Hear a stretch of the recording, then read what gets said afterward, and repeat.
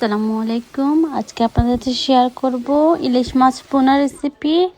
প্রথমে আমি 1 কাপ তেল দিয়ে দিলাম, সরিষার তেল। তারপর দিয়ে দিব ইলিশ মাছ। যখন ইলিশ মাছ একদিক ভাজা হয়ে যাবে তখন অপর পাশে আমি উল্টে দেব। এভাবে আমি সবগুলো মাছ উল্টে দেব।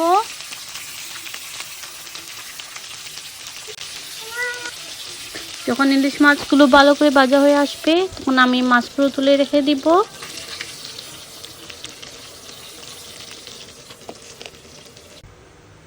এই যে আমার ইলিশ মাছ ভাজা হয়ে গেছে। এখন আমি একই তেলে দিয়ে দেব 1 কাপ পেঁয়াজ,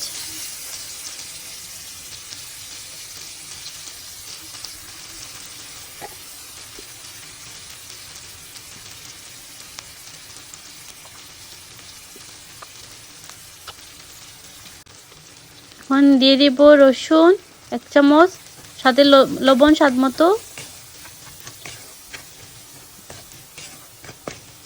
তারপর ঢাকনা দিয়ে ঢেকে 5 মিনিট রান্না করব। 5 মিনিট পর যখন পেঁয়াজ ভালো করে রান্না হয়ে আসবে তখন দিয়ে দিব 1 চামচ হলুদ, 1 চামচ মরিচ, অল্প ধনিয়া দেব। ভালো করে মশলাগুলো মিশিয়ে নেব।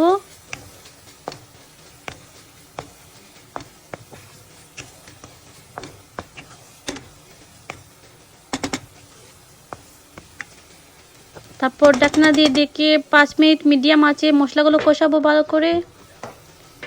যখন মশলাগুলো ভালো করে রান্না হয়ে আসবে তখন আমি দিয়ে দেব 1/2 কাপ পানি।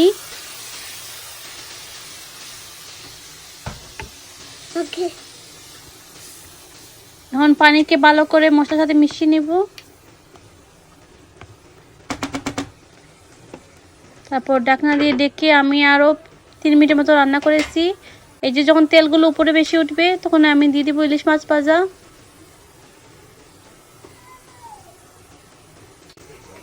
দিয়ে দিব 2 কাঁচামরিচ। ঢাকনা দিয়ে ঢেকে আরও আমি 5 মিনিট রান্না করব।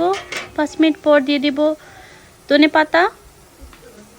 এই তো আমার ইলিশ মাছ ভুনা রান্না করা হয়ে গেছে। আজকের রেসিপিটি কেমন লাগলো অবশ্যই কমেন্ট করে জানাবেন। ধন্যবাদ সবাইকে।